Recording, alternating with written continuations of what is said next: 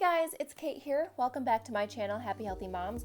Excited you're here with me today. I feel like it's been so long since I've just sat and chilled out with you guys, chatted a little bit. So today we're going to talk about a topic that I'm passionate about. It's something we've struggled with for over a year now, hoping to shed some light on it to you guys, bring some info at you, maybe get your experiences as well. Today we're going to talk about toddler speech delay. Are you ready? Let's go.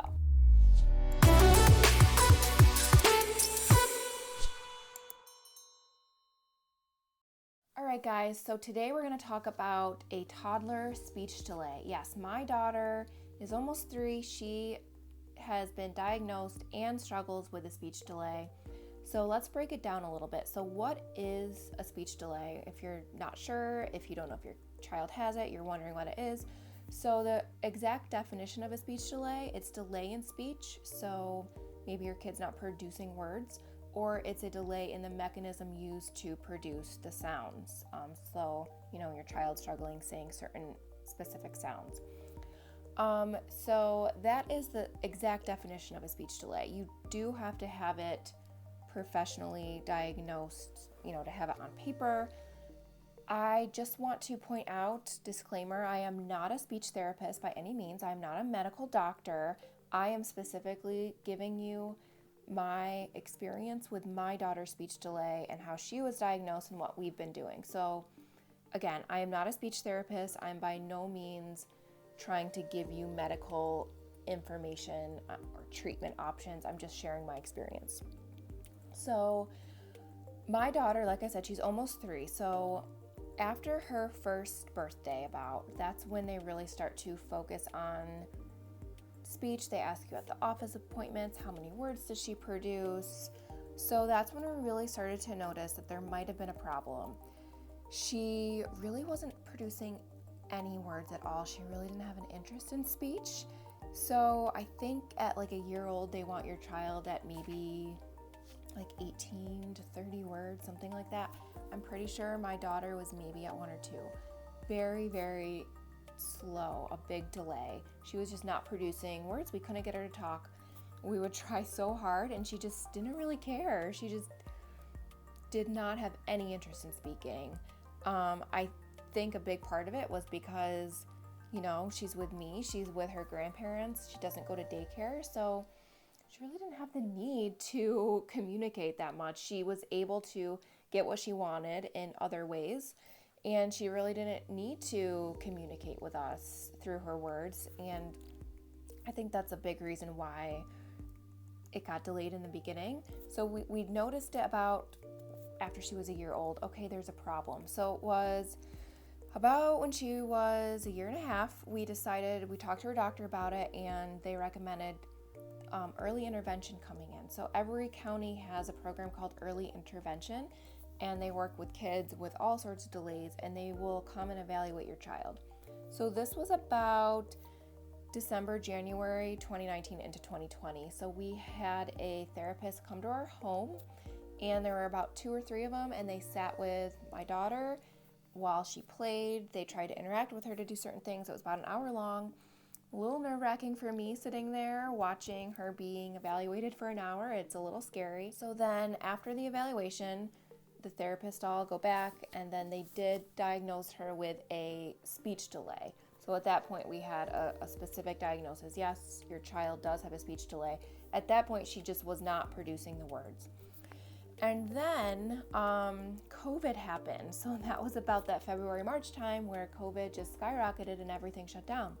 So we were kind of stuck.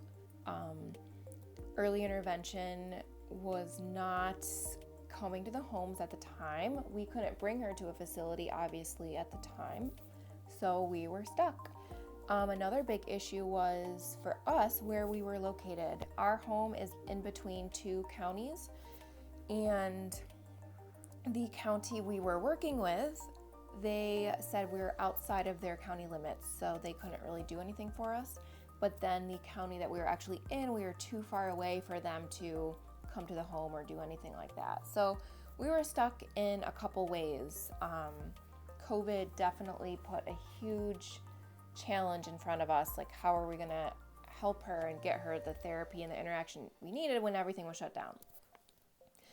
So we made the decision at that point that we were going to really try to do some research on our own and really try to work with her ourselves to try to get her speech to where it needed to be.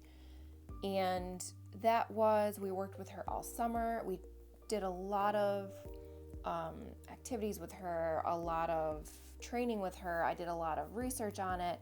And she is going to be 3 in June. So now it's about a year later. And her speech has improved greatly.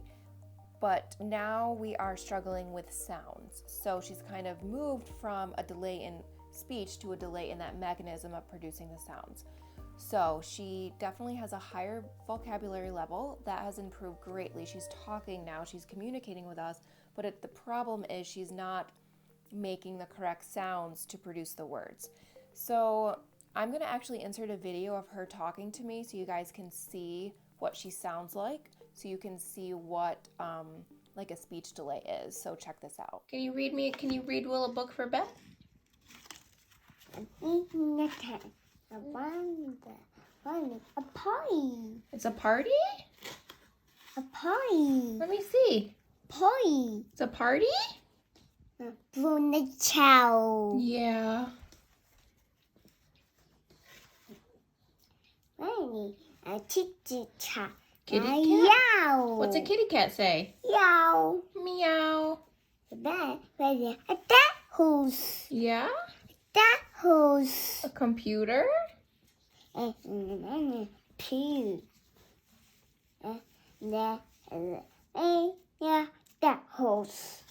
And The end. Very good. Okay, so you can see from that clip that she knows the words, she knows what we're talking about, she understands, but she's just not producing the correct sounds to make the word clear. So that's still diagnosed as a speech delay at her age. So after about a year, so at this point she was 2.5, it was pretty much a whole year later. So that's where we are now. Like her vocabulary is where it needs to be. I'm not worried about that, but it's just the sounds. She's having a very hard time with certain sounds, which making the words unclear, which is still making it difficult for her to understand her.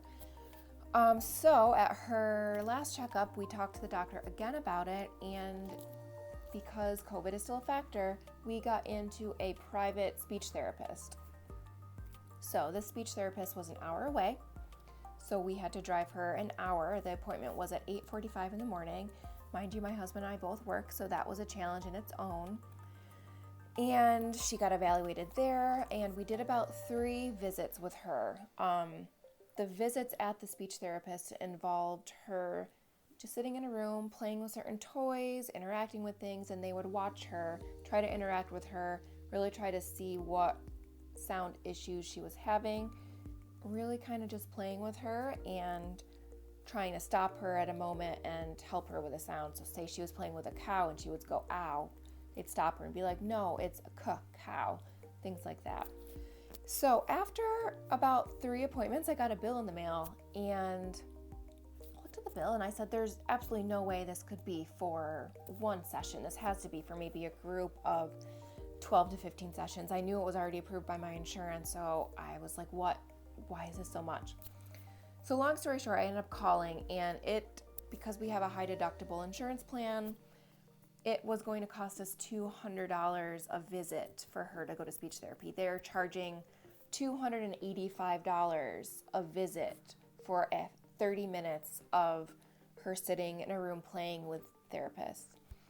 That's insane. I cannot believe that they would even charge that. So then my husband and I, again, we're in a difficult situation. Again, we're stuck. Like, we have my daughter in therapy, and it costs more than my mortgage does every month to send her there. So we have made the decision again to pull her out of therapy and try to work with her ourselves for the next 4 to 5 months. I've done some more research on how to help the kids with certain sounds, try to get their words more clear, really trying to have her grandparents, myself, my husband all on board to really try to work with her the next couple months to kind of do her own therapy at home. Like I said, I'm not a speech therapist. I'm not recommending anyone else do therapy at home if they have an opportunity to go to therapy, but for us, financially, this was all we can do right now. So that's where we are right now. We're working with her at home, really trying to do kind of like a sound every week. It's a challenge. It's not easy. And I think that's one of the biggest things that needs to be talked about too, that it is hard. You know, it's hard for any parent, mom especially, to think that there's something wrong with their child. And I'm just letting you know that it's more common than you think for kids to have delays in their talking. It's very easy just to compare your kid to everyone else and to see kids interact and to be like, oh, my kid's not there yet, or they're here and she's here. I think we need to stop doing that. You know, every child's different, every child learns different, every child's going to develop differently. And we just need to be patient and realize that everyone's going to catch up. I did some things at home when we first found out she was diagnosed with a speech delay that really helped get her vocabulary where it needed to be. So I want to share those things with you guys too. Hopefully my story and what we went through with my daughter will really help some of you guys, just ease your mind a little bit. You guys are doing a great job. It's not easy, so just remember that.